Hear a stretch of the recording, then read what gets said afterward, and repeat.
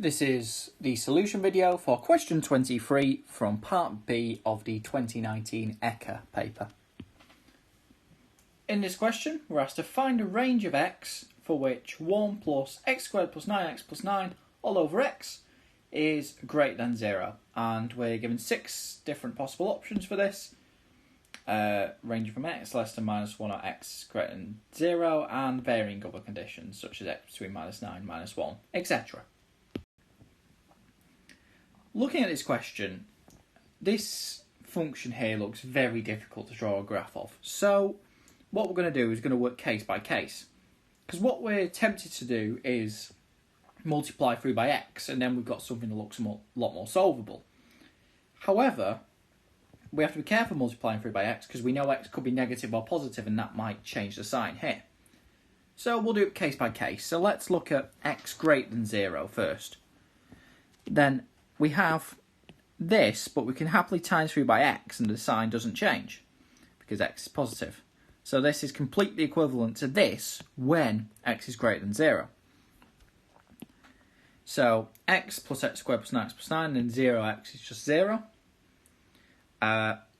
So what do we do now? Well, let's just feed the x into there. So x squared plus 10x plus 9 is greater than 0.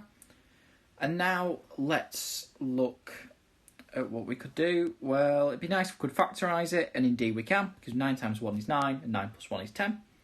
So we've got x plus 9, x plus 1 greater than 0. So for x greater than 0, if we can work out when this happens, we know when we've got this. So now we're going to draw a graph, because this is a much easier graph to draw. We know it looks something like this. It's a quadratic with roots at minus 9 and minus 1. And so we see for x greater than 0, this is always true.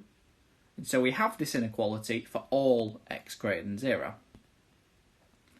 Now you may be thinking, what happens when x equals 0? Well, we can just sort of simply ignore that, because when x is 0, we're dividing through by 0, and this left-hand side isn't defined, so we can just ignore that. So we've got our other case of x is less than 0. So once again, we're looking for this. Now we want to times through by x again, but now we definitely know x is negative, so we need to flip this sign. So that is equivalent to this when x is less than 0. Now we condense the x, and we can factorise because we've got the same expression on the left here as we did up here. So we know we're looking at x plus 9, x plus 1 less than 0. So when is this true for x less than 0? Well, our graph comes in handy again, because we see between minus 9 and minus 1 we have this condition, but otherwise we don't have it. So we know for x less than 0, these are the x for which this holds. So now we just need to combine this information. So we know when x is greater than 0, we have this. When x is between minus 9 and minus 1, we have this, and otherwise we don't.